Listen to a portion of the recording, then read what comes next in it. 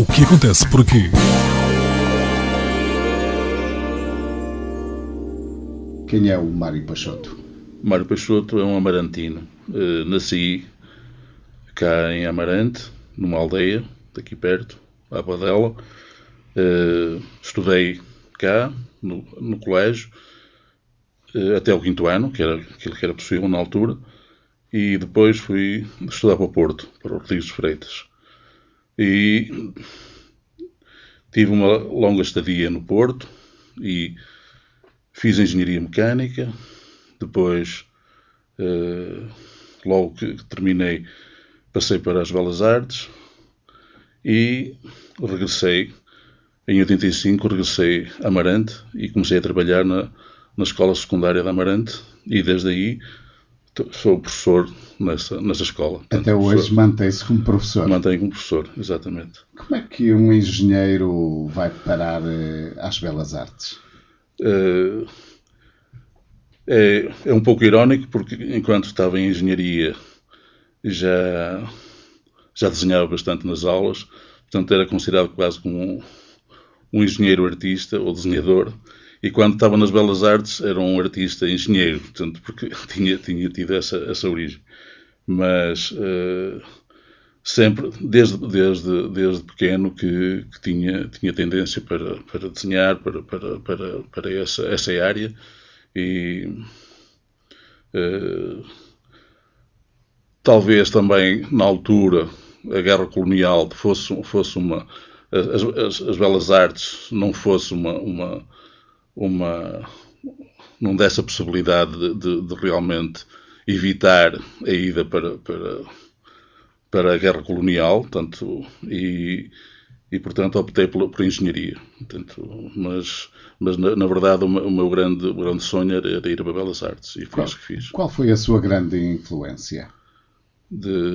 Refere-se na parte artística. Na parte artística, as influências a nível de pintores ou de artistas? De tudo. Que o fez começar? No início o meu gosto era bastante alternativo, mais banda desenhada, portanto, cinema, portanto, mas lembro perfeitamente de uma vez falar com umas colegas de Belas Artes, mais velhas, e estou entusiasmado a falar sobre banda desenhada, e elas, a indiferença delas, ou até mesmo a repulsa delas em relação àquele tipo de coisas, chocou-me um bocado. Evidentemente que depois, nas Belas Artes, fui-me formando, fui conhecendo os artistas e a história da arte, e assim, mas tenho realmente a nível de ilustração, e atualmente até em relação à animação, portanto, tenho... Ainda mantém essa paixão. Exatamente. Então. Karin, quem é afinal Karin Sommers? Bem, eu nasci na Bélgica, perto de Antuérpia, estudei lá, fiz curso de Belas Artes em design gráfico.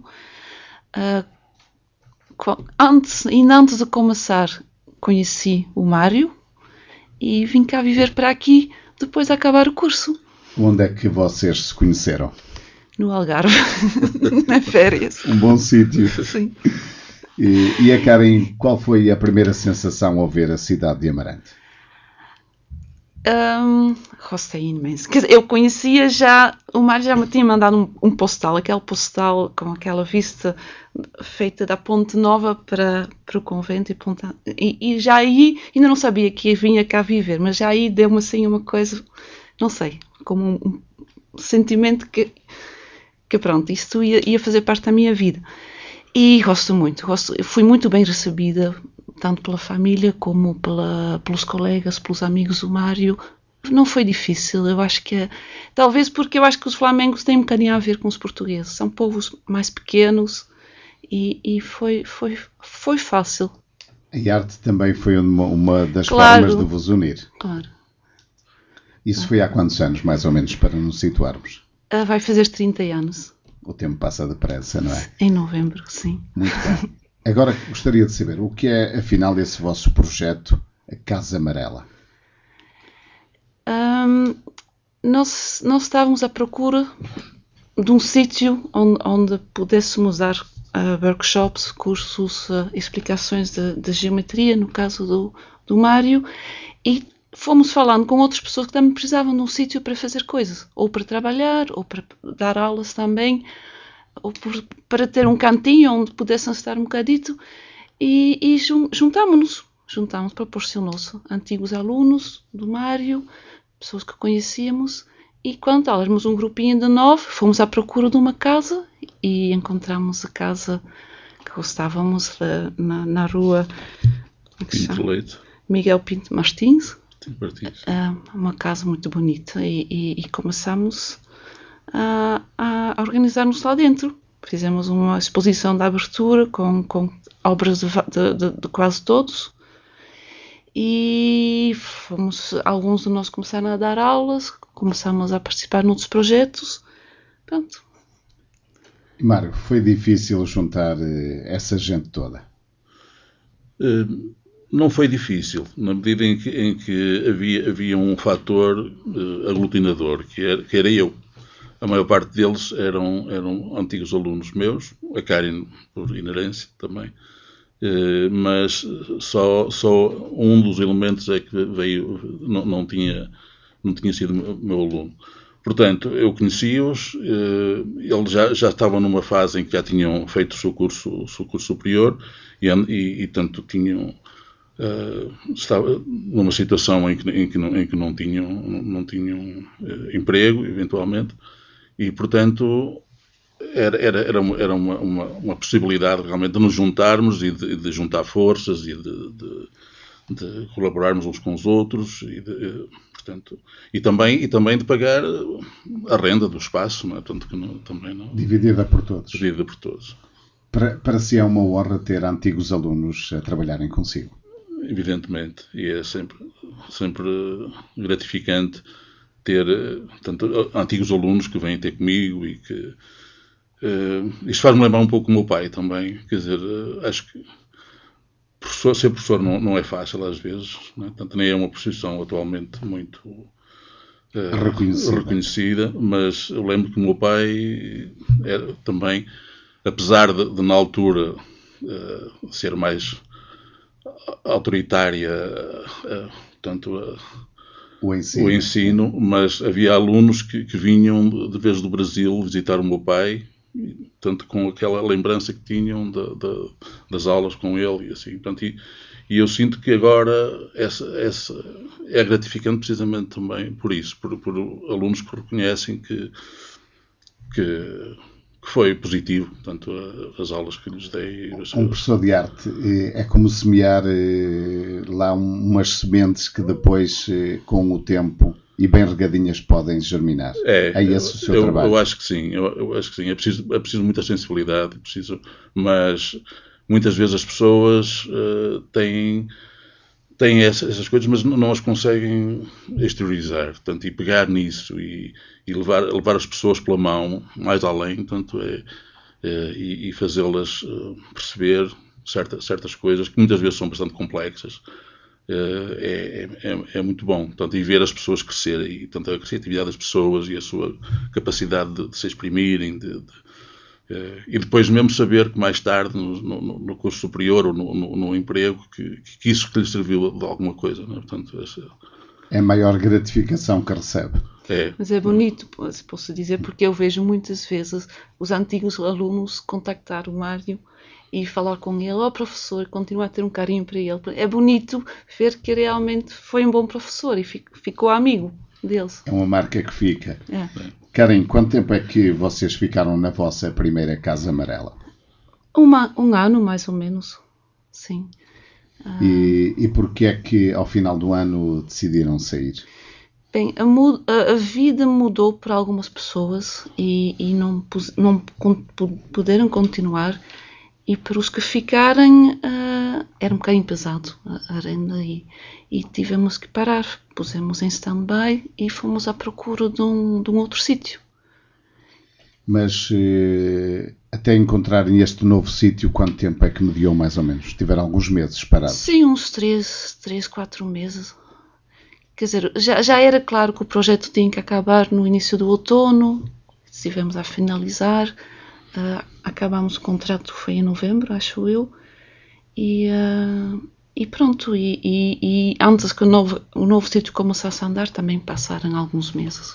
E alguma vez pensaram que o vosso projeto podia efetivamente ter terminado? Sim, porque não foi logo.